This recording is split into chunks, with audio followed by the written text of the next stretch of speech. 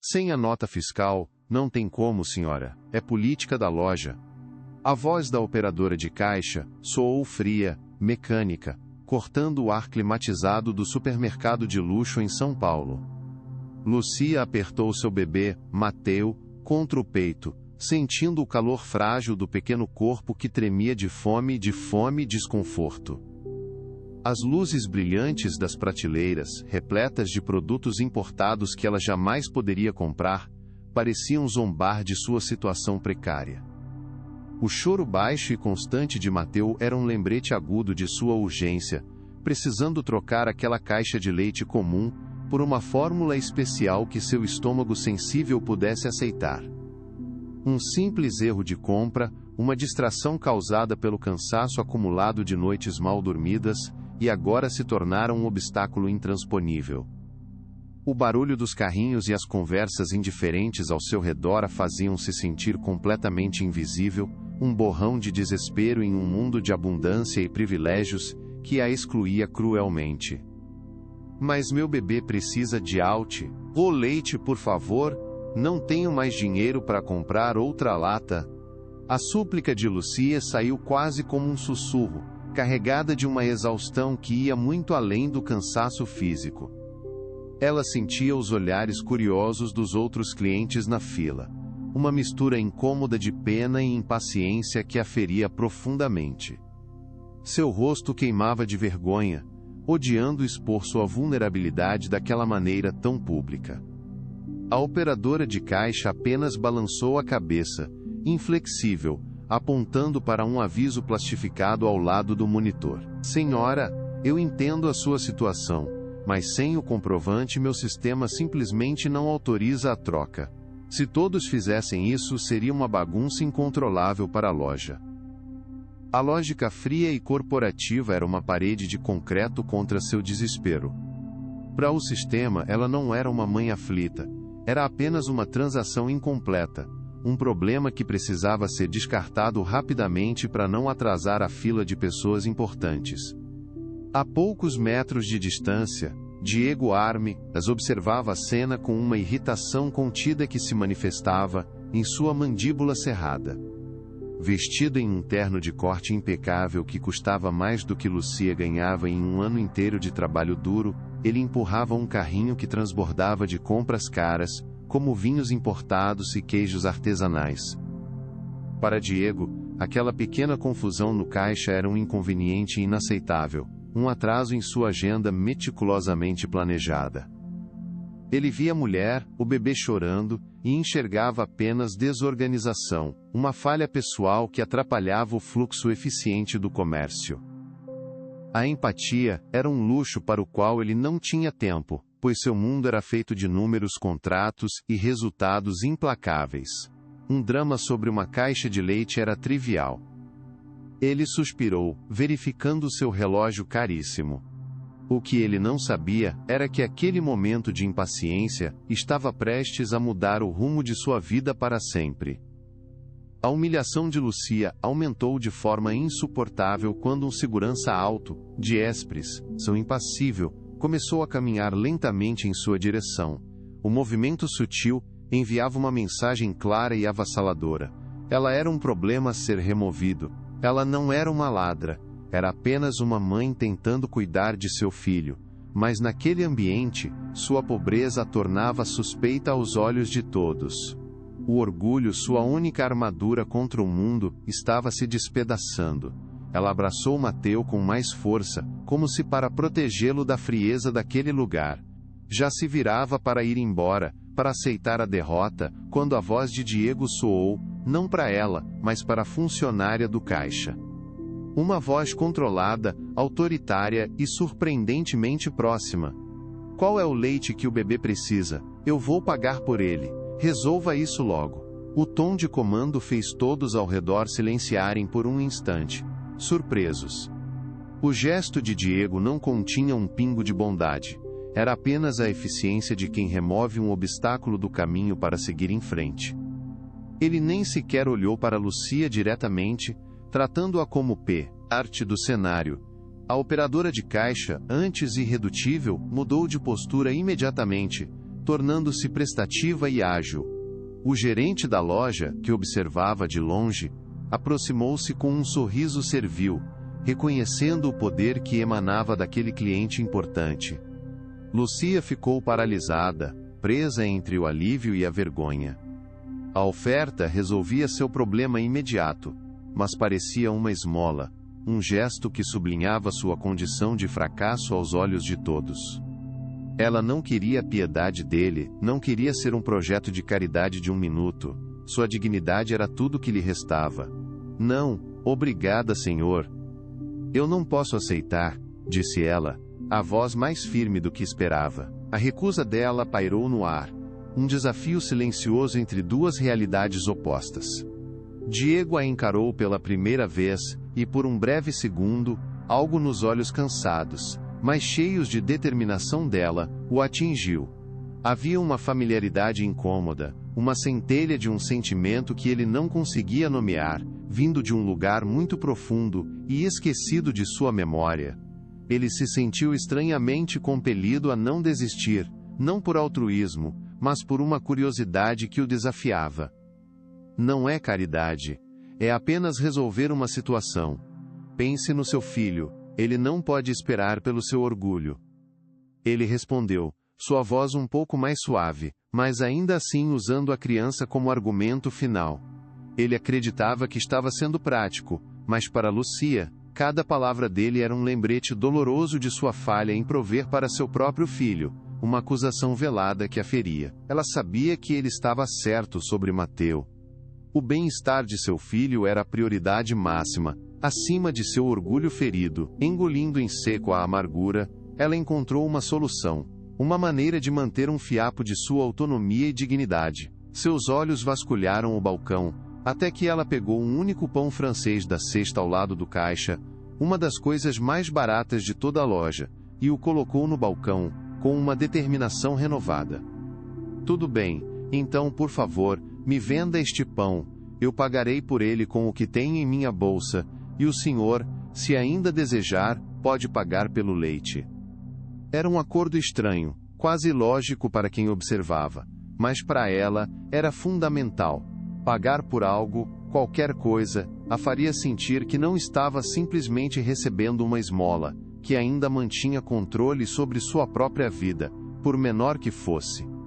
Diego, embora achasse o pedido peculiar e uma perda de tempo, assentiu com um gesto curto. Ele queria acabar com aquilo o mais rápido possível, e seguir com seu dia. A operadora de caixa, agora totalmente submissa ao cliente rico, registrou o pão, e Lucia entregou suas últimas moedas, um punhado de metal que mal cobria o valor irrisório.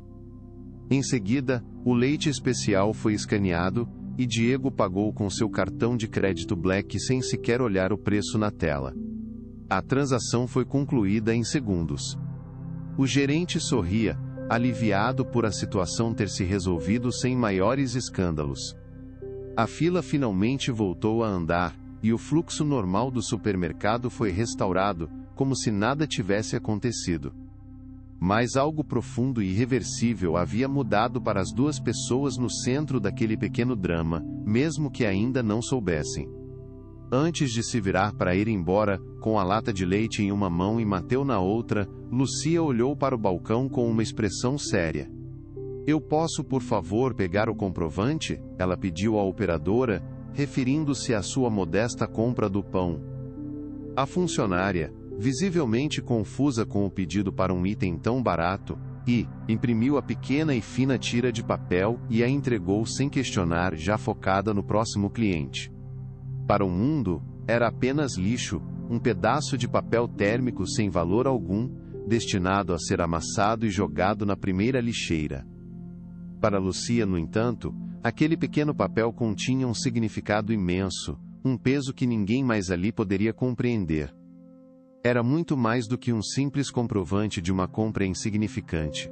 Era um testemunho de sua resistência silenciosa. Lucia pegou aquele pequeno e frágil asterisco por recibo por. Ela o dobrou cuidadosamente e o guardou em sua carteira gasta, junto aos poucos documentos que possuía. Aquele pedaço de papel era mais do que um comprovante de compra de um pão. era o comprovante de sua dignidade. Era a prova de que, mesmo no momento de maior vulnerabilidade, ela não tinha se rendido completamente. Era um símbolo de sua resistência silenciosa contra um mundo que tentava esmagá-la. Ela não agradeceu a Diego. Apenas lhe deu um breve aceno de cabeça, um reconhecimento mudo do estranho pacto que haviam feito, e se afastou, desaparecendo na multidão do supermercado, ansiosa para fugir daquele ambiente opressor que a havia julgado e humilhado. Diego a observou ir embora, uma sensação estranha e desconfortável percorrendo seu corpo. A persistência daquela mulher, seu orgulho inabalável diante da necessidade, o havia deixado intrigado e, de certa forma, admirado. Ele estava acostumado a problemas que podiam ser resolvidos com uma transferência bancária, com pessoas que se curvavam ao poder de seu dinheiro. Valentina, sua filha pequena, puxou a manga de seu paletó. "Papai, por que a moça ficou com o papelzinho e não com o leite que você deu?" perguntou a menina, com a inocência que não entende as nuances do orgulho dos adultos. Diego não soube o que responder. Ele apenas afagou os cabelos dela e tentou empurrar o incidente para o fundo de sua mente, mas a imagem do rosto de Lucia persistia. Você se comove com esta história? Deixe seu like e se inscreva. Continuamos. Do lado de fora, o ar cinzento de São Paulo pareceu mais pesado para Lucia. O alívio de ter o leite para Mateus se misturava com a amargura da humilhação que ainda queimava em seu peito. Cada passo em direção ao ponto de ônibus era uma luta contra as lágrimas que ela se recusava a derramar em público. Sentada no banco de concreto frio, ela olhou para a lata de leite, a solução para um problema, mas também o símbolo de sua dependência e da caridade forçada de um estranho. Ela se sentia fraca, mas ao mesmo tempo, uma nova chama de determinação se acendia dentro dela. Ela não permitiria que a vida a definisse por aquele momento. Aquela experiência dolorosa se tornaria combustível para sua luta. Ela prometeu a si mesma que aquela seria a última vez que se sentiria tão impotente. Chegando em seu pequeno e simples apartamento na periferia, o contraste com o luxo do supermercado era gritante e quase violento. O espaço era organizado e limpo, um testemunho de seu cuidado, mas a mobília era escassa e desgastada pelo tempo. Ali, naquele refúgio, ela não era a mulher humilhada do mercado, era a fortaleza de Mateus. Ela preparou a mamadeira com as mãos trêmulas, mas firmes. O som suave de Mateus sugando o leite, finalmente satisfeito e calmo, era a música mais linda do mundo para ela. Aquele som apagava toda a vergonha e o barulho da cidade. Vê-lo alimentado e tranquilo era sua maior vitória, e por aquilo, ela enfrentaria qualquer humilhação, qualquer obstáculo. Aquele momento de paz era o que dava sentido a tudo. Enquanto isso, preso no trânsito caótico da cidade, Diego tamborilava os dedos no volante de seu carro importado. A imagem de Lucia voltava à sua mente contra sua vontade. Havia algo naqueles olhos, uma mistura de tristeza e força, que o desestabilizava profundamente. Ele tentou focar nas reuniões que o esperavam, nos lucros que precisava garantir, mas a lembrança persistia. Ele se sentia um intruso em uma história que não era sua, mas que o havia tocado de forma inexplicável. Irritado consigo mesmo por essa fraqueza, balançou a cabeça. Era sentimentalismo barato, uma distração inútil. Ele tinha um império para administrar, e não tinha tempo para se preocupar com os problemas de uma desconhecida. Sua ambição era um motor que não permitia paradas. Lucia, após colocar Mateus para dormir em seu berço improvisado, sentou-se à mesa da cozinha. À sua frente uma pilha de contas e um jornal com vagas de emprego. Ela circulou um anúncio para uma vaga de atendente em uma rede de fast food, uma oportunidade que a enchia de esperança, e ao mesmo tempo de uma ansiedade paralisante. Ela sabia que muitos empregadores viam uma mãe solteira com um bebê pequeno como um problema, uma funcionária menos confiável e mais propensa a faltas. Teria que esconder sua tetira, situação o máximo que pudesse. criar uma fachada de disponibilidade total que não possuía. A luta por um emprego decente era outra batalha diária, uma onde ela precisava provar seu valor 2 vezes mais que qualquer outra pessoa. O medo e a esperança dançavam em seu coração, uma melodia constante em sua vida. O celular de Diego tocou, quebrando seus pensamentos com um som estridente. Era seu advogado, com notícias sobre um grande projeto imobiliário que ele planejava há meses. Eles discutiram sobre licenças, demolições e as impressionantes margens de lucro. A conversa era rápida, eficiente e desprovida de qualquer emoção. O mundo de Diego era um jogo de xadrez em grande escala, onde pessoas eram peões, e bairros inteiros eram casas em um tabuleiro que ele controlava. Ele deu ordens claras e precisas, sua mente de volta ao território que dominava com maestria. O incidente no supermercado foi relegado a uma nota de rodapé esquecida em um dia agitado. A vida continuava, e em seu universo, não havia espaço para as pequenas tragédias dos outros. De volta ao seu apartamento, Lucia abriu a carteira para guardar o pouco dinheiro que sobrara do pagamento do pão. Seus dedos tocaram o papel dobrado que ela pegara no mercado. Ela o desdobrou e olhou para as letras impressas, quase borradas. Pão francês, R$0,75. Era um valor tão insignificante, quase ridículo. No entanto, para ela, aquele pequeno papel representava uma promessa que fazia a si mesma. Uma promessa de que nunca mais se sentiria tão pequena e impotente. Ela o guardaria como um lembrete, não da humilhação, mas da força que descobriu dentro de si mesma naquele dia. Seria o amuleto de sua jornada, a prova de que, mesmo com quase nada, ela ainda possuía o bem mais valioso de todos, sua integridade inabalável. No silêncio de seu escritório panorâmico, com vista para a cidade iluminada, Diego observava as luzes de São Paulo se acenderem. A metrópole se estendia a seus pés, um testemunho de seu sucesso e poder. Sobre a mesa de Mogno, entre contratos milionários, havia uma única foto em um porta-retratos de prata. Nela, um Diego ainda menino, com um sorriso tímido e roupa simples, abraçava uma garotinha que era sua imagem. Os dois estavam em frente a um prédio simples, com uma placa de rua que mal se podia ler. Ele olhou para a foto por um longo tempo, uma sombra de dor cruzando seu rosto impassível. Era uma porta para um passado que ele mantinha trancado a 7 chaves, um passado de vulnerabilidade que ele lutava todos os dias para esquecer. A noite caiu sobre a cidade, cobrindo com o mesmo manto de escuridão, o apartamento modesto de Lucia, e a cobertura luxuosa de Diego. Ela dormia o sono leve de uma mãe, sempre alerta, sonhando com um futuro seguro e digno para seu filho. Ele, por outro lado, estava acordado, olhando para a imensidão de luzes lá fora, sentindo um vazio que nem todo o seu sucesso conseguia preencher. 2 almas em extremos opostos da mesma cidade, unidas por um encontro casual e por um passado secreto que se recusava a permanecer enterrado.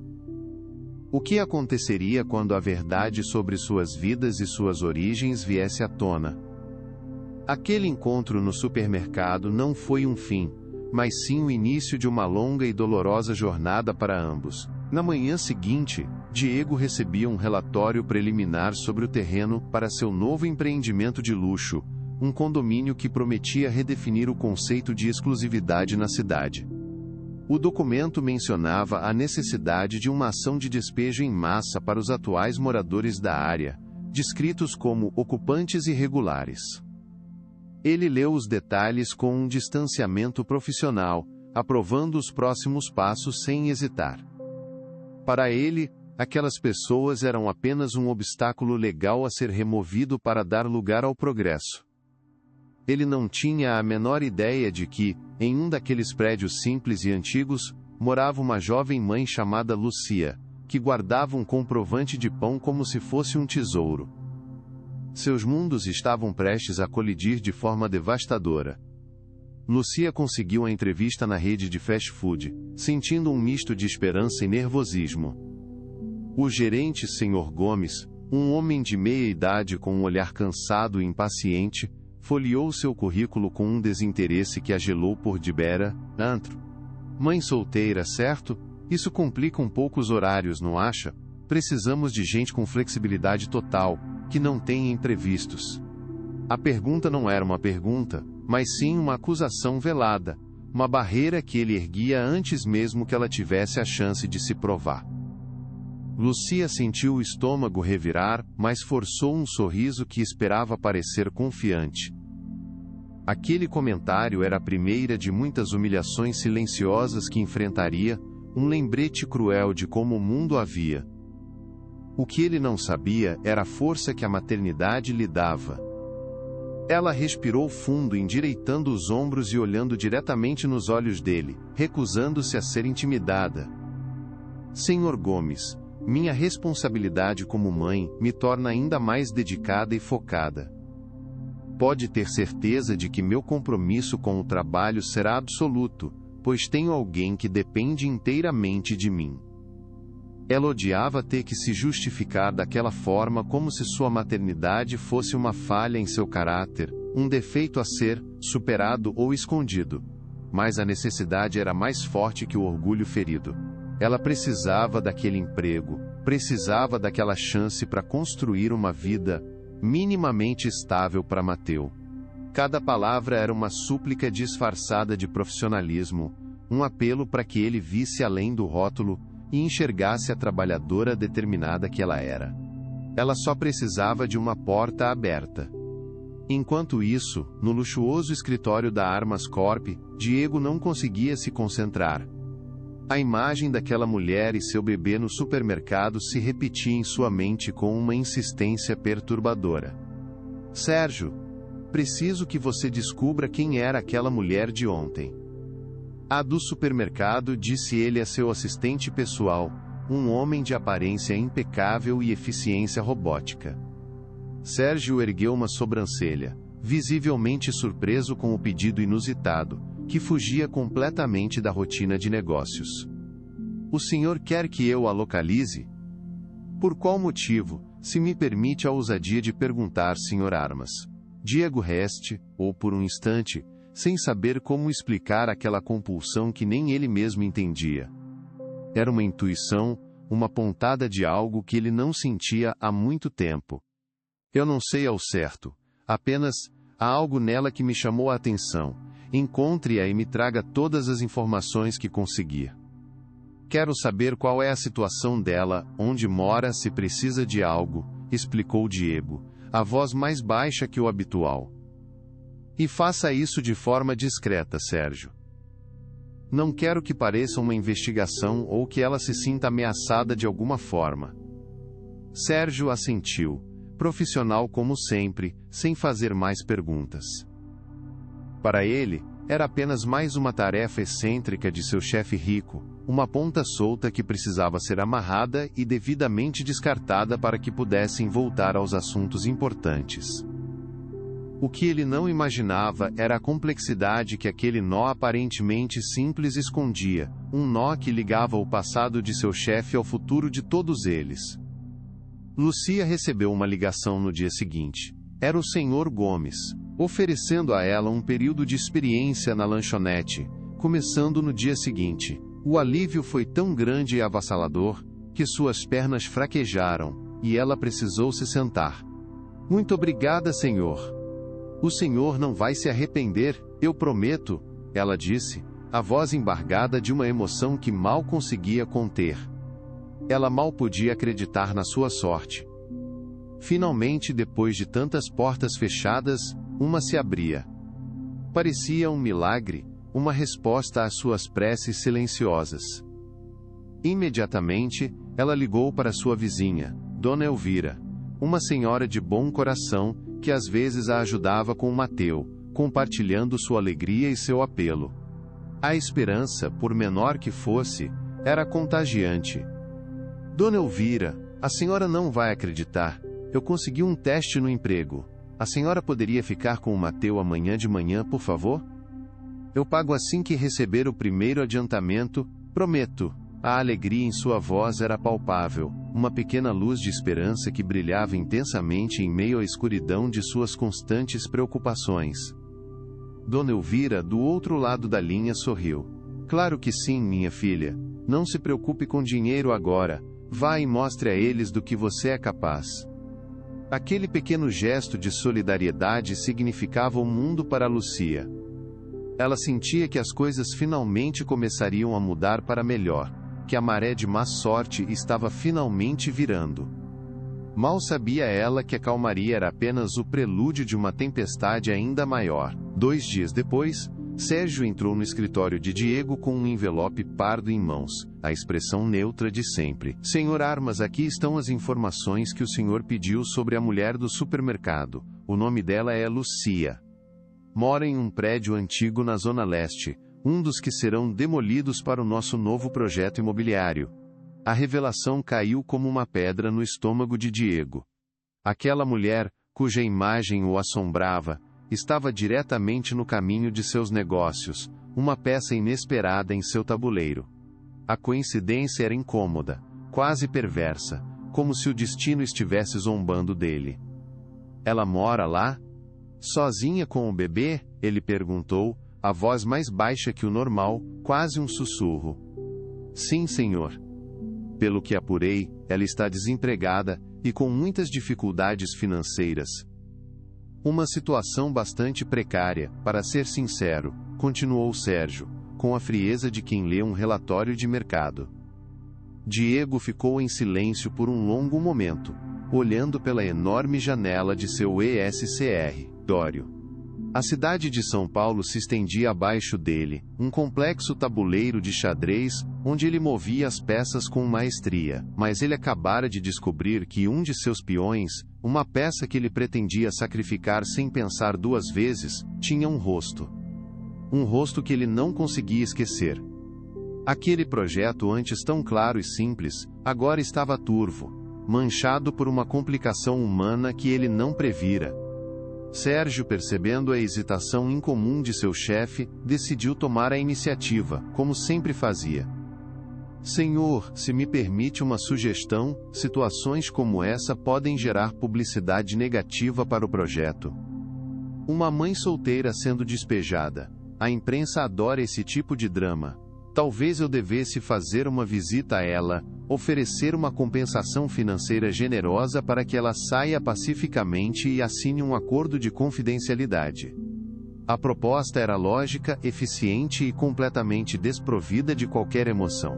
Dessa forma, resolvemos o problema de forma rápida e silenciosa, antes que ele se torne algo maior. A lógica dos negócios era implacável, e Sérgio era seu fiel executor. Diego não gostou da ideia. Parecia frio, calculista, uma forma de varrer o problema para debaixo do tapete com dinheiro. Mas ele não via outra alternativa viável. A lógica dos negócios que o levara ao topo sempre prevalecia sobre os impulsos do coração. Faça o que for preciso, Sérgio. Apenas resolva.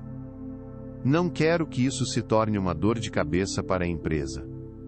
Com aquela ordem vaga e impessoal, ele deu a Sérgio carta branca para agir, sem querer saber dos detalhes sórdidos. Ele estava terceirizando sua consciência, delegando a tarefa suja, mas o peso dela, ele descobriria, continuaria inteiramente em seus ombros, mais pesado do que qualquer império que pudesse construir. Naquela mesma tarde, a campainha do modesto apartamento de Lucia tocou. Do lado de fora, Sérgio esperava com um sorriso profissional e um envelope grosso na mão. Boa tarde, senhora Lucia. Meu nome é Sérgio, e posto trabalho para o senhor Diego Armas. O nome o atingiu como um soco no estômago. O homem do supermercado.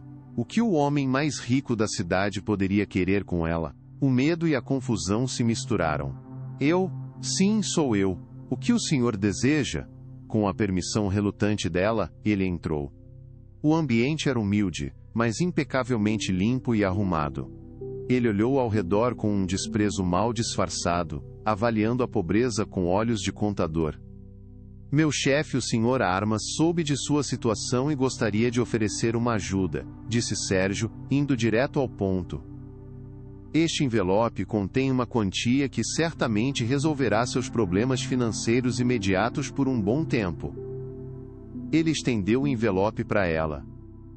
Em troca, pedimos apenas que a senhora desocupe este imóvel dentro de 30 dias e assine este documento. Um simples acordo garantindo sua total discrição sobre este nosso arranjo. A oferta era clara e brutal em sua simplicidade.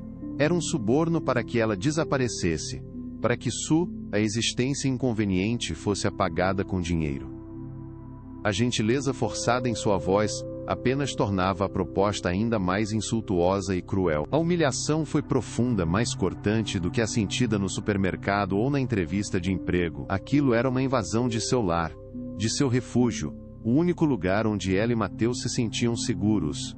Ele acha que pode comprar meu silêncio e minha casa com um envelope de dinheiro? Ele acha que sou uma indigente que pode ser removida como lixo sem questionar? Ela disse, a voz tremendo de uma raiva contida que queimava em seu peito. Sérgio manteve a calma, o sorriso profissional fixo no rosto. Senhora, por favor, veja isso como uma oportunidade de negócio. O Sr. Armas é um homem generoso, mas muito ocupado. Ele apenas quer evitar complicações desnecessárias para todos os envolvidos. É melhor para a senhora. Lucia pegou sua bolsa que estava sobre a mesa, e seus dedos, trêmulos de raiva, tocaram o papel dobrado dentro dela, quase por instinto. A lembrança daquele pequeno e insignificante asterisco por recibo, símbolo de sua luta diária, a fortaleceu de uma forma inesperada. Ela se ergueu, o olhar firme. Diga ao seu chefe que a minha dignidade não tem preço. Eu não quero o dinheiro dele e não vou a lugar nenhum. Agora, por favor, saia da minha casa. A firmeza em sua voz surpreendeu Sérgio, que não estava acostumado a ser contrariado. Ele recolheu o envelope e o documento, saindo sem dizer mais uma palavra, deixando para trás uma mulher que ele havia subestimado gravemente. A batalha estava apenas começando. Diego estava em seu escritório revisando plantas e contratos quando Sérgio retornou, muito antes do esperado. Ela recusou. Disse que a dignidade dela não está à venda e me mandou embora, relatou o assistente, com um tom que misturava surpresa e um claro desdém por aquela atitude que ele considerava irracional. Diego não soube exatamente o que sentir. Parte dele estava irritada com a complicação inesperada, com o atraso que aquilo causaria, mas outra parte, uma parte que ele mantinha trancada há muito tempo, sentia uma admiração relutante por aquela mulher inabalável. Ela é orgulhosa e teimosa, murmurou ele, mais para si mesmo do que para o assistente. O orgulho era algo que ele conhecia bem. Sobre sua mesa, a foto emoldurada de sua infância parecia observá-lo com olhos acusadores. Nela, ele e sua irmã mais nova, Ana, sorriam em frente a um prédio antigo e mal cuidado, o orfanato Caminho da Esperança. Uma pontada de uma dor antiga e familiar o atingiu com força, tirando seu fôlego por um segundo. Ele fechou os olhos por um momento, tentando afastar as memórias de um tempo em que ele também não tinha nada no mundo além de seu orgulho e de sua irmã. O que ele estava se tornando? Aquele homem frio que mandava assistentes oferecerem dinheiro para apagar pessoas de seu caminho. A imagem da mulher no supermercado se fundiu com a de sua própria mãe, e ele sentiu um calafrio. No dia seguinte, Lucia foi para seu primeiro dia de treinamento na lanchonete, o coração cheio de uma esperança renovada. Chegou 15 minutos adiantada, ansiosa para causar a melhor impressão possível. No entanto, o Sr. Gomes a recebeu com uma frieza inesperada, que contrastava com a cordialidade do telefonema. Ah, é você. Chegou? Pegue aquele esfregão e comece limpando o chão do depósito. Quero ver se você serve para o trabalho pesado. Ele disse isso em voz alta, na frente de outros 2 novos funcionários que estavam recebendo instruções sobre como operar o caixa. A humilhação pública a fez corar violentamente. Ela não entendeu a mudança repentina de atitude, o desprezo gratuito em sua voz. Engolindo o nó que se formou em sua garganta, ela obedeceu sem questionar, determinada a não dar a ele nenhum motivo para se queixar. Ela pegou o esfregão e foi para o depósito escuro e sujo, ESF, regando o chão com uma fúria silenciosa. Ela faria o que fosse preciso para manter aquele emprego, mesmo que isso significasse engolir seu orgulho mais uma vez. Cada movimento do esfregão era uma tentativa de apagar a vergonha que sentia. Ela se concentrou na tarefa, tentando ignorar os risos abafados dos outros funcionários e o olhar de desaprovação do gerente. Aquela porta que se abrira com tanta esperança agora parecia a entrada para um novo tipo de inferno pessoal. Mas as coisas só pioraram ao longo do dia. Durante todo o seu turno, o Sr. Gomes a designou para as tarefas mais degradantes e exaustivas: limpar os banheiros entupidos, tirar o lixo gorduroso dos fundos, esfregar as chapas quentes e engorduradas. Ele a criticava por qualquer coisa, por menor que fosse, sempre na frente dos outros, elevando a voz para garantir que todos ouvissem. Mais rápido, Lucia. Seus problemas pessoais não podem afetar seu ritmo de trabalho aqui, ele gritou em certo momento quando ela parou por o único segundo para respirar e beber um copo de água. A humilhação era constante, deliberada e cruel. A frase problemas pessoais a atingiu em cheio, como uma revelação dolorosa. Como ele poderia saber de seus problemas? A suspeita começou a se formar em sua mente, uma ideia terrível e paralisante. Alguém havia falado com ele. Alguém com poder e influência queria tornar sua vida impossível, quebrar seu espírito, até que ela cedesse e aceitasse a oferta de dinheiro. Aquele emprego, que parecia uma luz de esperança, uma saída para seus problemas, estava se tornando uma câmara de tortura psicológica, um instrumento de pressão. O que estava acontecendo nos bastidores? Quem estava movendo as peças para encurralá-la daquela forma tão perversa e covarde? Ao final do dia, exausta, com o corpo dolorido e o espírito em frangalhos, Lucia foi chamada ao escritório do gerente. Ela entrou, esperando mais uma reprimenda. Olha, Lucia, serei direto com você. Não gosto de rodeios, começou o Sr. Gomes, evitando seu olhar, focando em alguns papéis sobre a mesa. Recebi uma ligação hoje cedo. Uma sugestão de uma fonte muito importante, dizendo que sua contratação poderia trazer problemas para a empresa.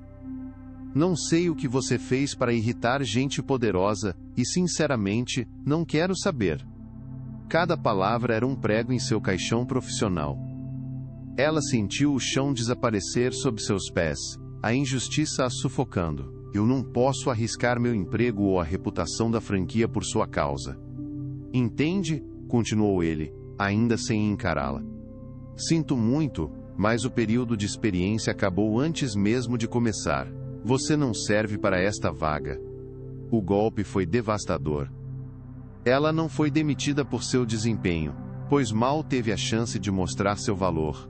Foi demitida por uma influência externa, invisível e poderosa. Ela estava sendo punida por ter dito não ao dinheiro de Diego Armas. A injustiça era tão grande, tão avassaladora, que ela mal conseguia respirar. Ela saiu da lanchonete sentindo-se menor do que nunca, esmagada por uma força que ela não podia ver nem combater. Caminhando sem rumo pelas ruas movimentadas, as lágrimas que ela tanto segurou durante o dia finalmente vieram, silenciosas e amargas, traçando um caminho de dor em seu rosto cansado. O mundo parecia uma grande conspiração para esmagá-la. Cada porta que se abria com um fio de esperança era fechada em seu rosto com uma força brutal e desproporcional. Ela se sentia completamente encurralada, sem ter para onde correr. A sensação de impotência era avassaladora, um peso que a fazia curvar os ombros.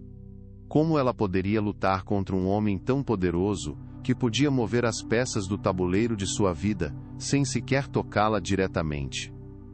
Parecia uma batalha perdida, antes mesmo de começar. Ela se sentou em um ponto de ônibus, o corpo tremendo de exaustão e desespero, e olhou para o céu cinzento de São Paulo, que parecia um reflexo de sua alma. Seria o fim da linha?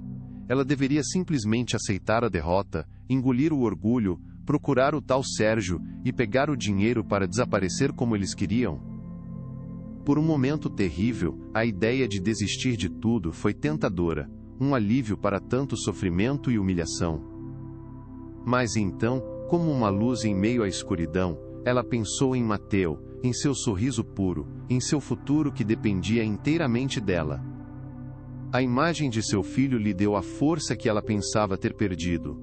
O mais forte ainda está por vir. Fique até o final. Quando finalmente chegou em casa, arrastando os pés e a alma, havia um envelope oficial, com um selo intimidador, preso na porta de seu apartamento. Com as mãos trêmulas, ela o abriu, o coração batendo descontroladamente em seu peito. Era uma notificação de despejo. A Armas Corp estava iniciando o processo legal para demolir o prédio. Ela tinha 60 dias para sair. O pânico inicial, gelado e paralisante, deu lugar a uma raiva fria e cristalina que percorreu todo o seu corpo. Eles não estavam apenas tentando comprá-la ou demiti-la de um emprego que mal começou. Eles estavam tentando tirar o teto de cima de sua cabeça, o único lar que seu filho conhecia. Aquilo não era mais sobre orgulho ferido ou dignidade. Era sobre pura e simples sobrevivência. Eles haviam cruzado a última fronteira. Eles haviam subestimado sua força, sua resiliência, sua capacidade de lutar. Eles haviam confundido sua pobreza com fraqueza, sua humildade com submissão. E esse seria o maior erro que eles cometeriam em toda a sua arrogância. A partir daquele exato momento, a luta silenciosa e solitária de Lucia deixou de existir. Ela não iria mais chorar em silêncio. Ela iria gritar. Ela iria lutar. E ela não estaria mais sozinha. A mãe acuada estava prestes a se transformar em uma leoa defendendo sua cria. Sérgio, que diabos você fez? A voz de Diego era dura, cortante, quando ele soube da demissão de Lucia através de um de seus informantes. Apenas segui suas instruções, senhor. Resolvi o problema.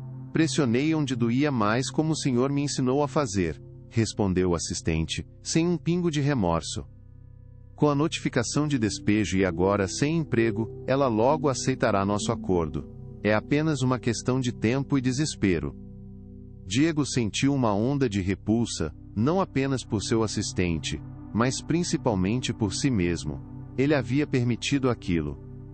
Ele havia se tornado o tipo de homem que ele mais desprezava em seu passado. Eu disse para resolver, não para destruir a vida dela. Você passou de todos os limites. Ele ordenou, a raiva crescendo dentro dele. Cancele qualquer ação contra ela. Cancele a ordem de despejo. Agora! Mas Sérgio balançou a cabeça, com a calma de quem conhece os meandros da lei e do poder. Senhor, o processo legal já foi iniciado. Reverter agora pareceria fraqueza. Poderia até mesmo ser usado contra nós em um processo futuro. O melhor a fazer é manter a pressão. Ela vai ceder. Diego se viu preso em sua própria armadilha, uma teia de crueldade que ele mesmo havia permitido que fosse tecida. Suas ordens haviam criado um monstro que ele não conseguia mais controlar. Lucia não perdeu um segundo em desespero. Na manhã seguinte, com a notificação de despejo em mãos, ela procurou a associação de moradores do bairro. Lá, em uma pequena sala improvisada, ela conheceu Dona Marlene, uma líder comunitária de cabelos brancos e voz firme, que já lutava contra a ganância da Armas Corp há meses. Minha filha, você não está sozinha nesta luta. Essa construtora quer passar por cima de todos nós como um trator, sem se importar com nossas vidas, disse a senhora, colocando uma mão reconfortante no ombro de Lucia. Aquele toque humano e solidário foi a primeira coisa boa que lhe aconteceu em dias. Eles acham que dinheiro compra tudo e resolve tudo. Mas nós estamos nos organizando. Contratamos um advogado da Defensoria Pública, um rapaz muito bom. Vamos lutar por nossas casas até o fim, com as armas que temos, continuou Dona Marlene, os olhos brilhando com determinação. Pela primeira vez em muito tempo, Lucia sentiu uma fagulha de esperança real, uma esperança que não vinha de uma esmola, mas da união. Ela não era apenas uma mulher desesperada e isolada, ela era parte de uma comunidade, parte de uma resistência. Sua história pessoal, que parecia tão pequena e insignificante, de repente se tornou parte de uma luta coletiva muito maior.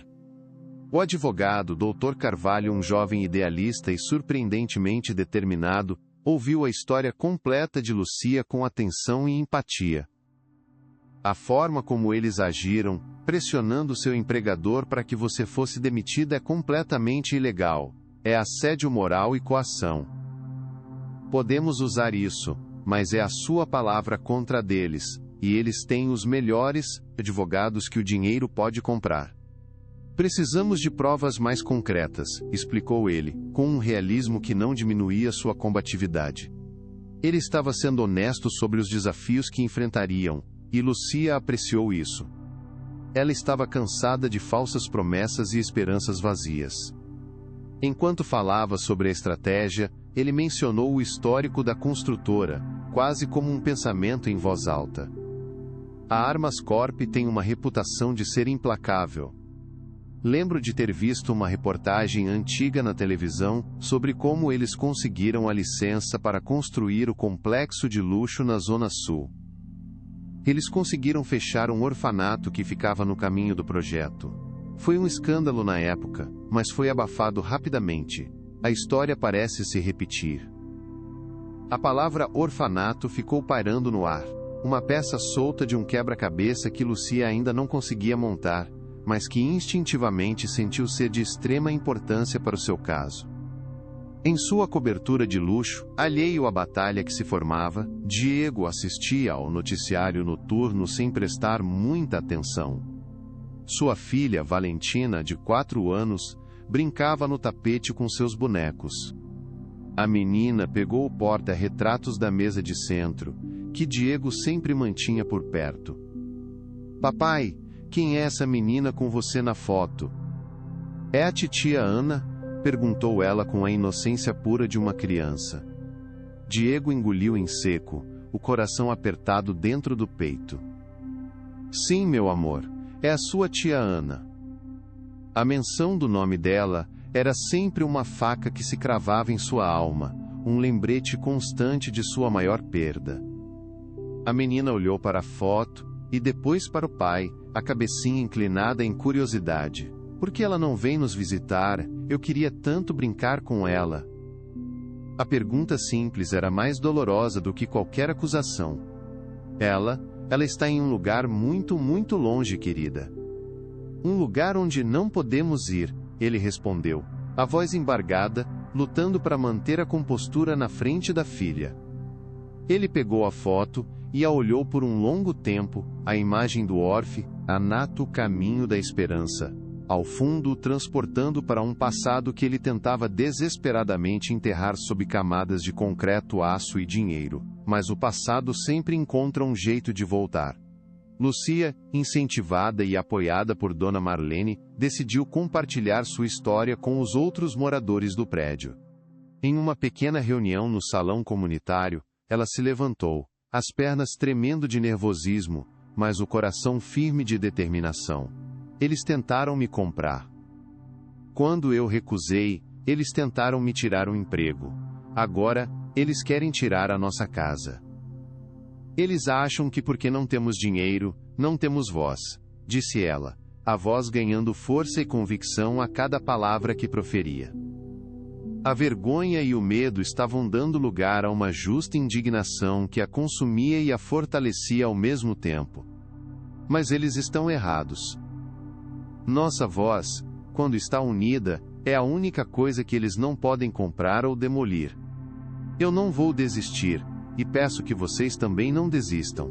Vamos lutar juntos, concluiu ela. Suas palavras, carregadas de uma verdade dolorosa que todos ali conheciam, ressoaram com os outros moradores, que aplaudiram e gritaram palavras de apoio e solidariedade.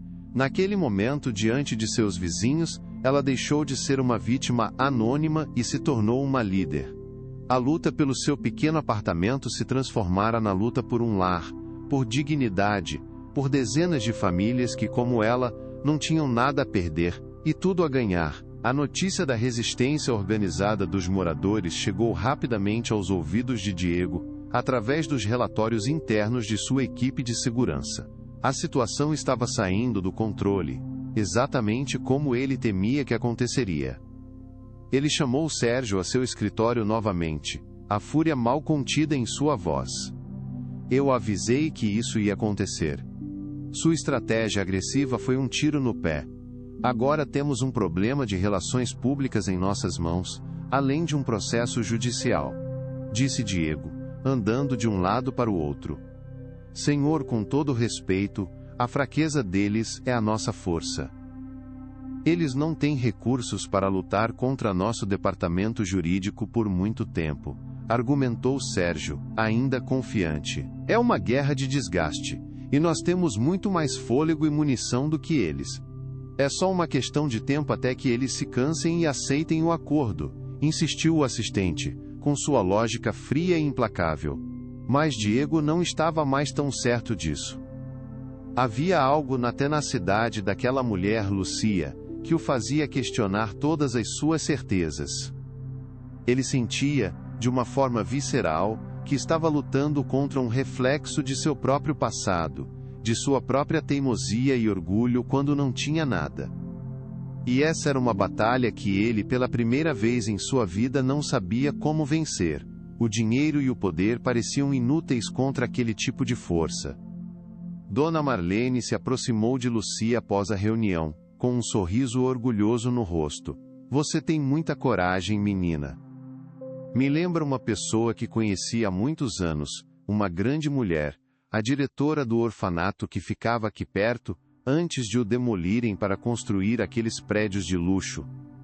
Ela também lutou com unhas e dentes pelos seus. O nome não significava nada para Lucia, mas a menção ao orfanato pela segunda vez em poucos dias acendeu um alerta em sua mente. Dona Marlene, a senhora se lembra do nome desse orfanato? She asked, sentindo que estava no rastro de algo importante, uma conexão que ainda não compreendia.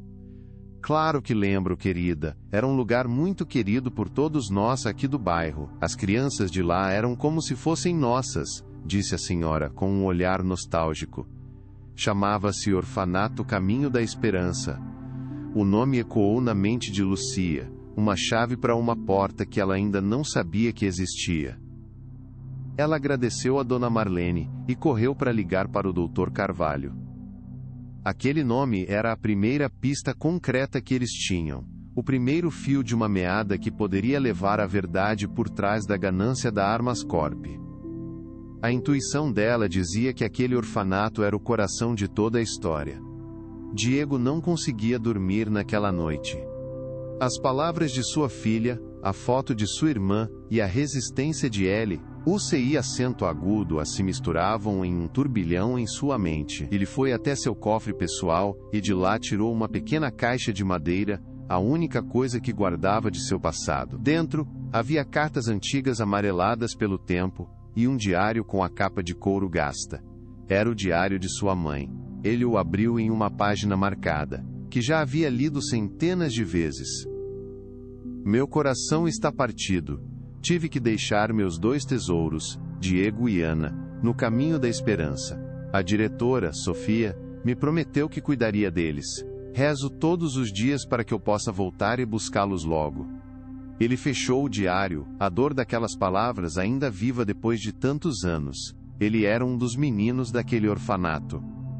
O mesmo orfanato que ficava no terreno que ele agora queria demolir para construir um monumento à sua própria ambição e sucesso.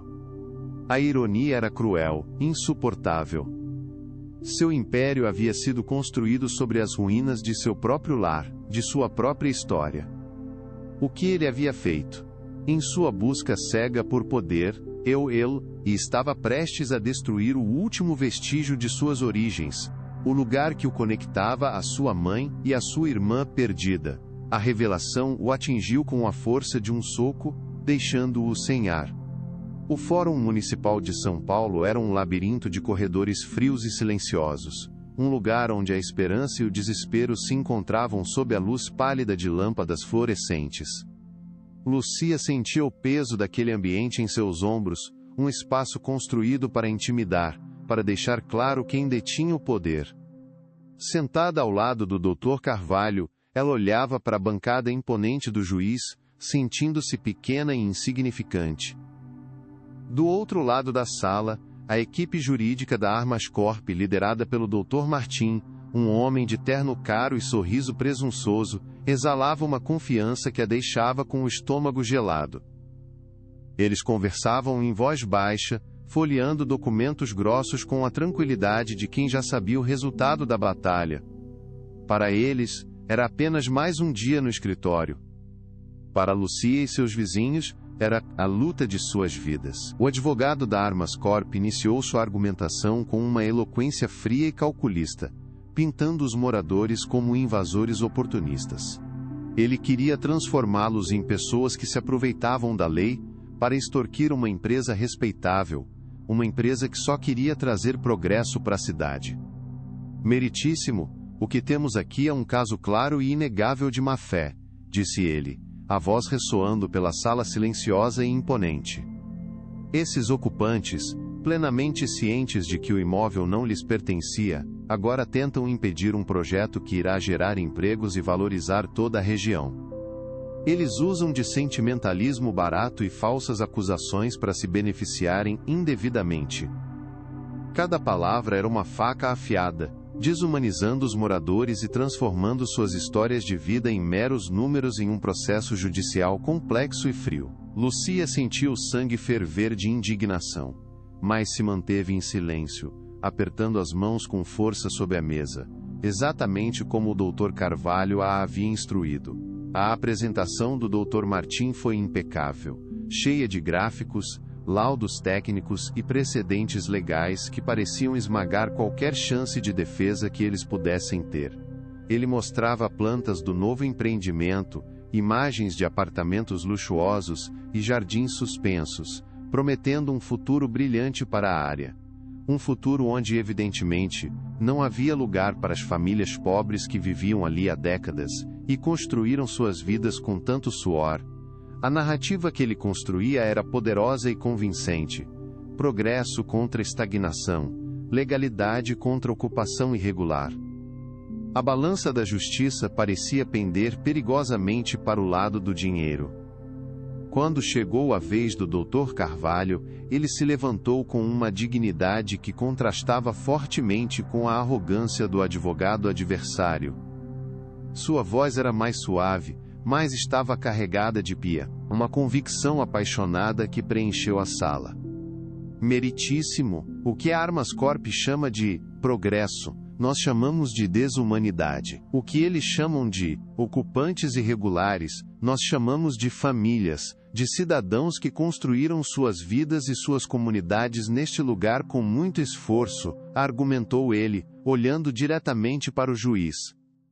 Ele tentava trazer o fator humano para uma discussão que a outra parte insistia em manter estritamente técnica e legal. Ele continuou: estamos falando de pessoas, não de números em uma planilha de lucros. Estamos falando do direito fundamental à moradia, um direito que está sendo pisoteado pela ganância.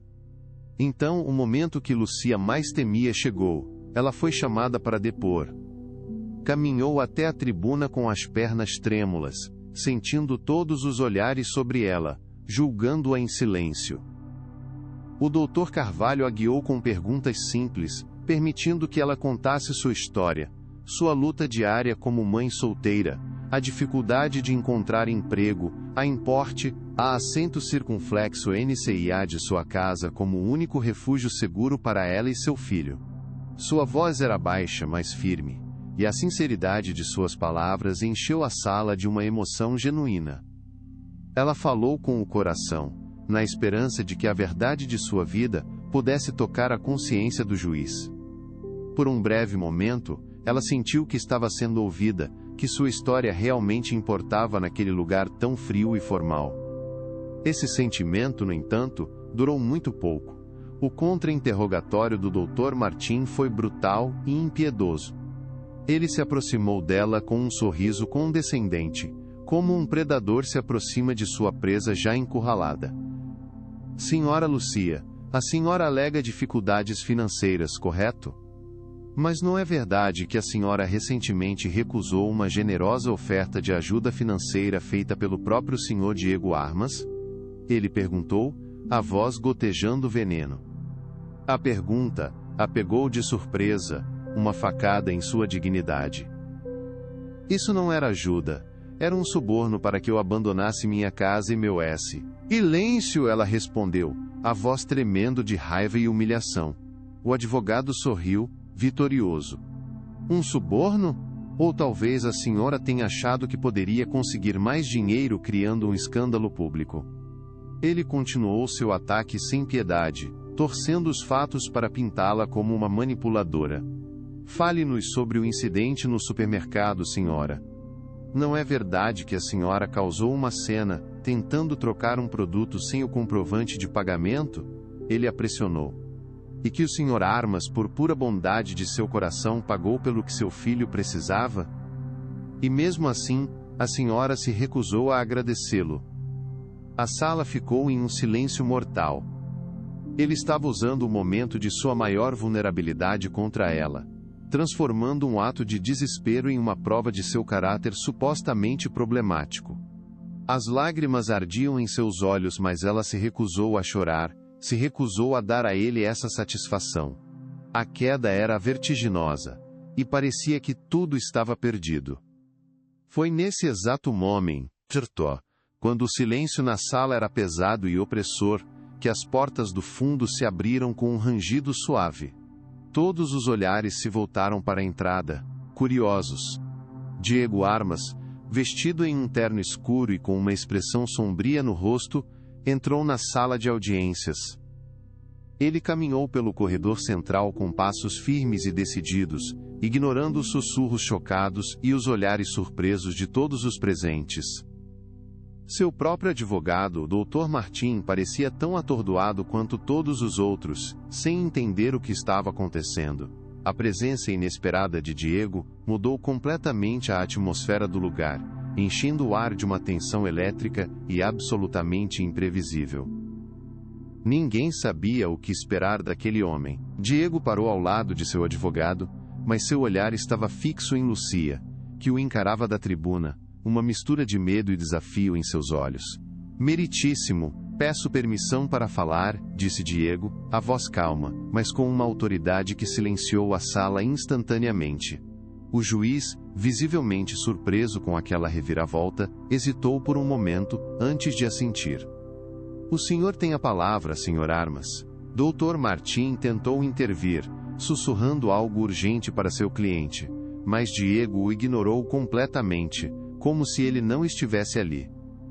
Ele se virou para encarar o juiz, mas suas palavras pareciam dirigidas a toda a sala, a toda a cidade. Ele estava prestes a mudar tudo. Eu vim aqui hoje para corrigir um erro terrível, começou Diego, sua voz ressoando com uma emoção contida que ninguém jamais associaria ao magnata implacável. Um erro que não começou com este processo de despejo, mas sim há mais de 20 anos, em um passado que eu tentei com todas as minhas forças esquecer. A sala inteira prendeu a respiração, sentindo que algo monumental estava prestes a acontecer.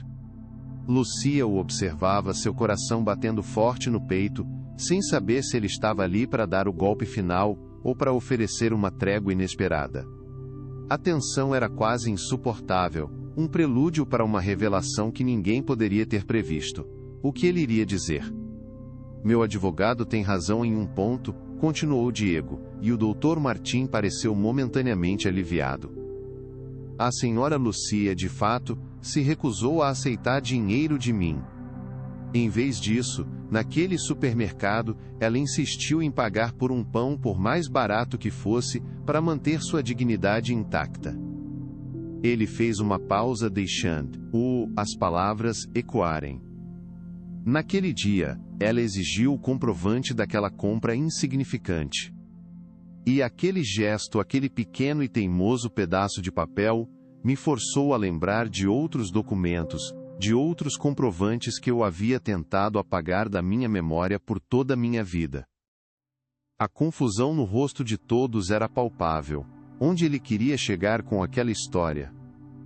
Meritíssimo, o terreno onde este prédio foi construído, o terreno que minha empresa agora quer demolir para dar lugar a um empreendimento de luxo, um dia abrigou o orfanato Caminho da Esperança, disse ele, a voz embargada pela primeira vez. Eu sei disso porque eu cresci lá. Eu e minha irmã mais nova, Ana, fomos deixados naquele orfanato quando éramos apenas 2 crianças assustadas. Um murmúrio chocado percorreu a sala de audiências. A revelação era bombástica, inacreditável. O magnata impiedoso Diego Armas era um dos meninos daquele lugar. O homem que queria destruir suas casas era na verdade um deles, vindo da Mitue, uma origem humilde e sofrida. Nós fomos uma das muitas crianças cujas vidas foram destruídas quando aquele lugar foi fechado de forma fraudulenta, continuou ele, expondo a ferida de seu passado para todos verem. O fechamento se baseou em laudos de segurança falsos, e em registros de doações que foram desviadas, registros que foram forjados para encobrir o roubo descarado do dinheiro que deveria nos alimentar e nos educar. A história que ele contava não era apenas sobre um processo de despejo, mas sobre um crime antigo, uma injustiça que havia sido enterrada sob camadas de tempo, poder e corrupção. O caso pessoal de Lucia estava se tornando a chave para desvendar um escândalo muito maior e mais sombrio. O clímax da revelação foi quando ele tirou de sua pasta, não um contrato ou uma escritura, mas um pequeno e frágil pedaço de papel amarelado pelo tempo. A insistência da senhora Lucia em obter seu pequeno asterisco por recibo por me fez procurar a verdade. Me fez cavar o passado que eu tanto temia. E, finalmente, eu descobri a verdade por trás do fechamento do nosso orfanato. Ele projetou em uma tela, grandes documentos que sua equipe de investigação havia desenterrado, registros bancários, depoimentos de ex-funcionários, provas irrefutáveis da corrupção, que levaram ao fechamento do lugar. A sala assistia, atônita, à queda de um império construído sobre uma mentira. A verdade estava vindo à tona. A mesma ganância que tirou o lar de dezenas de crianças órfãs há 20 anos, é a mesma ganância que hoje tenta tirar o lar da senhora Lucia e de seus vizinhos, declarou Diego, sua voz firme e cheia de uma nova convicção. E isso acaba hoje, agora. O choque na sala de audiências era total. Dr. Martim estava pálido, boquiaberto, vendo seu caso e sua carreira desmoronarem diante de seus olhos em questão de minutos.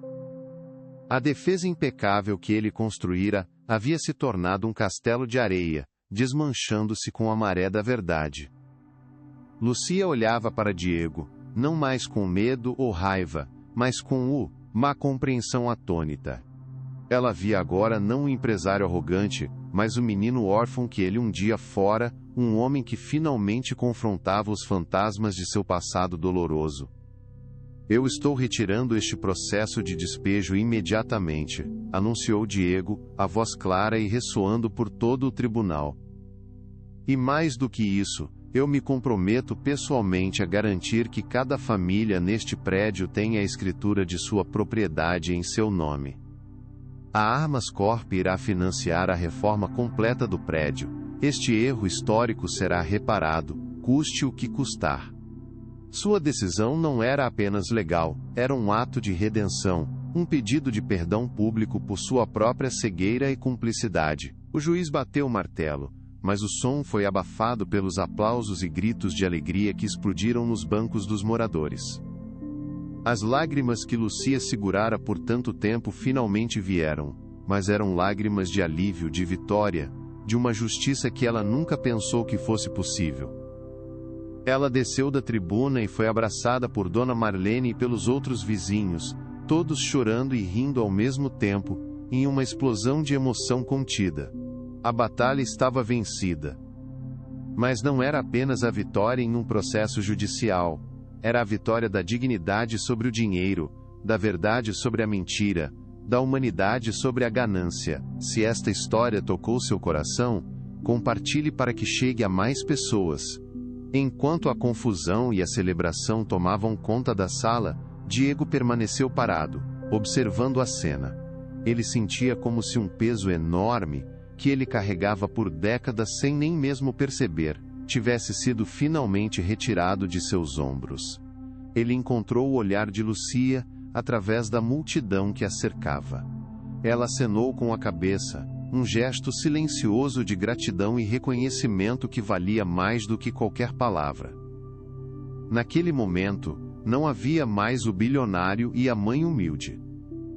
Havia apenas duas pessoas cujas vidas haviam se cruzado de forma improvável, forçando-as a confrontar seus próprios demônios e, no processo, a encontrar uma redenção inesperada.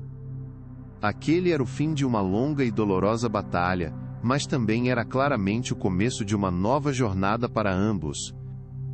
A audiência, que começara como um evento frio e burocrático, havia se transformado em um divisor de águas na vida de todos os presentes. A justiça, naquele dia, não veio apenas da lei, mas da coragem de um homem de enfrentar seu passado e da resiliência de uma mulher que se recusou a ser silenciada. A semente da mudança havia sido plantada no coração daquela sala de tribunal, e seus frutos seriam colhidos por muitos nos anos que viriam. O futuro, que parecia tão sombrio, de repente se encheu de luz e esperança. Nos dias que se seguiram, a história dominou os noticiários, transformando a reviravolta no tribunal em um símbolo de esperança. Manchetes como "Magnata abre mão de empreendimento após revelar passado" e "A vitória da comunidade" se espalharam. Para Lucia, a súbita atenção da mídia era desconfortável. Ela recusou todas as ofertas de entrevistas, sentindo que sua vitória não era um espetáculo, mas a reconquista de sua paz e do futuro de seu filho. Ela só queria voltar para a normalidade de sua vida, uma normalidade que, pela primeira vez, parecia segura. Diego, por sua vez, afastou-se dos holofotes, iniciando silenciosamente sua jornada de redenção, ciente de que o caminho seria longo e árduo. Ele não buscou perdão público, apenas a chance de corrigir seus próprios erros, longe dos olhos do mundo. Diego cumpriu sua promessa com uma velocidade que chocou a todos. Em menos de uma semana, seus advogados prepararam os documentos para transferir a propriedade dos apartamentos para cada morador. Ele fez questão de se reunir pessoalmente com uma comissão de moradores, liderada por Lucia. Naquela reunião, a antiga arrogância havia desaparecido de sua voz. "Eu não estou fazendo isso por caridade", disse ele, olhando diretamente para Lucia. "Estou corrigindo um erro que nunca deveria ter acontecido." Lucia o observava, ainda processando a mudança. "Nós agradecemos, Sr. Armas. Mas esta vitória é de todas as pessoas esquecidas pelo sistema", respondeu ela, firme. Um novo respeito nasceu entre eles, forjado no fogo da adversidade. Não eram mais inimigos, mas aliados improváveis em uma causa maior. O prédio, antes condenado, tornou-se um canteiro de obras de renovação. Equipes pagas pela Armas Corp consertaram as rachaduras, trocaram a fiação e instalaram um novo encanamento. O cheiro de tinta fresca substituiu o de mofo, e um pequeno parquinho foi construído para as crianças. Diego visitava a obra diariamente, não como um inspetor, mas como alguém buscando reconexão, ouvindo as histórias dos moradores com uma empatia genuína. Mas a reparação ia além das paredes. Ele anunciou a criação da Fundação Casa Esperança, dedicada a oferecer apoio jurídico e moradia a famílias vulneráveis.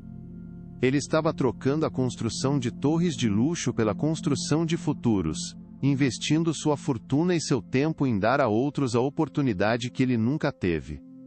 Em uma conversa particular no salão comunitário recém-reformado, Diego fez a Lucia uma proposta inesperada. "Eu gostaria que você fosse a diretora da Fundação, Lucia", ele disse direto. "Ninguém entende melhor as lutas e as necessidades dessas famílias. A oferta a deixou sem palavras. Ela, que semanas antes não conseguia um emprego simples, estava sendo convidada para liderar uma fundação. Eu não tenho experiência, Sr. Armas. Não sei se sou capaz, gaguejou ela, a insegurança ainda presente. Ele a interrompeu com uma convicção surpreendente. Você tem a experiência da vida real. Tem coragem, integridade e um coração que se recusa a desistir. É disso que a fundação precisa. Ele via a líder que ela havia se tornado, não a vítima que ele tentou criar. Lucia aceitou o desafio, mergulhando de cabeça no trabalho. Ela estudou, aprendeu e se conectou com outras organizações, tornando-se a voz dos invisíveis, a ponte entre o poder e a necessidade. Sua liderança, baseada na empatia, fez da Fundação Casa Esperança um farol de esperança na cidade, provando a si mesma e ao mundo que a verdadeira força reside na resiliência do espírito humano. Meses depois, Diego a encontrou no parquinho, observando Mateu engatinhar. Ele trouxe um presente, um pequeno caminhão de madeira. É bonito. Ele vai adorar, disse ela com um sorriso.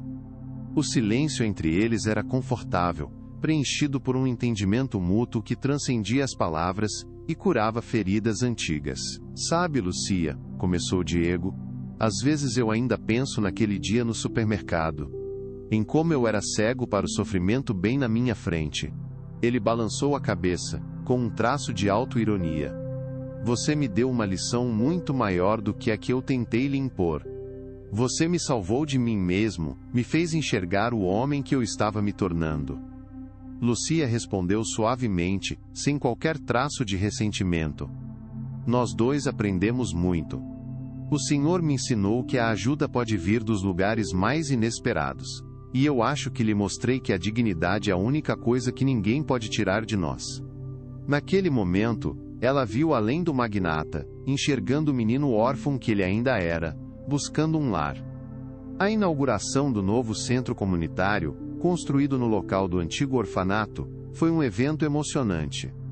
Em vez de uma torre de vidro, era uma estrutura acolhedora com salas de aula, biblioteca e um jardim. Diego, ao lado de Lucia, revelou uma placa de bronze que brilhava sob o sol. Centro C, Comunitário Ana Armas, em memória de uma irmã e de todas as crianças que merecem um futuro. Lágrimas escorreram pelo rosto de Diego, sem vergonha, pela primeira vez em público. Lucia, como diretora da fundação, fez um discurso poderoso. Este lugar não é construído com tijolos, é construído com a memória do passado e a esperança do futuro. É a prova de que, quando nos unimos, podemos transformar a dor em propósito. 5 anos se passaram.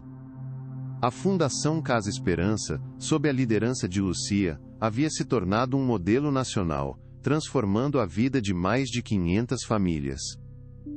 O centro comunitário era o coração pulsante do bairro, onde o legado de Ana Armas floresceu em milhares de histórias de superação. Mateu, agora um menino de 5 anos, corria feliz pelo jardim, alheio à luta de sua mãe. Lucia o observava com o coração transbordando de orgulho. Em sua mesa, guardado como uma joia rara dentro de uma caixa de acrílico, estava aquele pequeno e frágil comprovante de papel, já ama, e relado pelo tempo. Não era mais um símbolo de humilhação, mas um monumento ao início de tudo, a prova silenciosa de que o menor ato de resistência pode mover montanhas. A história de Lucia e Diego nos ensina uma lição poderosa e atemporal. Ela nos mostra que a verdadeira força de uma pessoa não é medida pela quantidade de poder que ela acumula, mas pela coragem de defender sua dignidade, mesmo quando não tem mais nada. Revela que a empatia não é uma fraqueza, mas a maior das virtudes, a única capaz de nos conectar verdadeiramente uns aos outros e nos redimir de nossos erros mais profundos. É um lembrete de que, mesmo nas situações mais sombrias, um pequeno ato de integridade pode acender uma luz tão forte que é capaz de iluminar o caminho não apenas para nós mesmos, mas para todos ao nosso redor, transformando o destino. A jornada deles prova que a mudança é sempre possível, que ninguém está condenado a ser a mesma pessoa para sempre. Diego aprendeu que construir pontes é muito mais gratificante do que erguer muros de indiferença e ganância. Lucia, por sua vez, descobriu que a voz que ela pensava ser pequena e fraca, tinha o poder de ecoar e inspirar uma comunidade inteira a lutar por justiça. O encontro deles, nascido de um conflito amargo, floresceu em uma parceria que curou feridas antigas e plantou sementes de esperança para as futuras gerações. Eles nos lembram que, no final das contas, o que realmente define nossa passagem por este mundo não é o que conquistamos para nós, mas o que fazemos pelos outros. A vida continuou, com seus desafios e alegrias, mas algo fundamental havia mudado para sempre no coração daquela cidade. Uma história de injustiça havia se tornado em um conto de redenção, provando que a compaixão é a força mais revolucionária que existe. O legado deles não estava nos prédios de concreto ou nos números impressionantes da fundação, mas nos sorrisos das crianças que agora tinham um futuro, na segurança das famílias que recuperaram seus lares, e na certeza de que, mesmo quando o mundo parece frio e indiferente, um único ato de coragem e um coração aberto podem fazer toda a diferença. E essa é a maior riqueza que alguém pode esperar construir em toda a sua vida. A mensagem final é clara e ressoa com uma verdade universal que todos nós conhecemos em nosso íntimo. A verdadeira riqueza de um ser humano não se mede pelos bens materiais que acumula, nem pelo poder que exerce sobre os outros. Ela é medida, em sua essência mais pura, pela compaixão que ele é capaz de dedicar ao próximo, pela empatia que demonstra diante do sofrimento alheio, e pela coragem de fazer o que é certo, mesmo quando é o caminho mais difícil. O valor de uma vida está no bem que ela espalha, nas feridas que ajuda a curar, e na esperança que consegue acender no coração daqueles que já haviam desistido de acreditar em um amanhã melhor.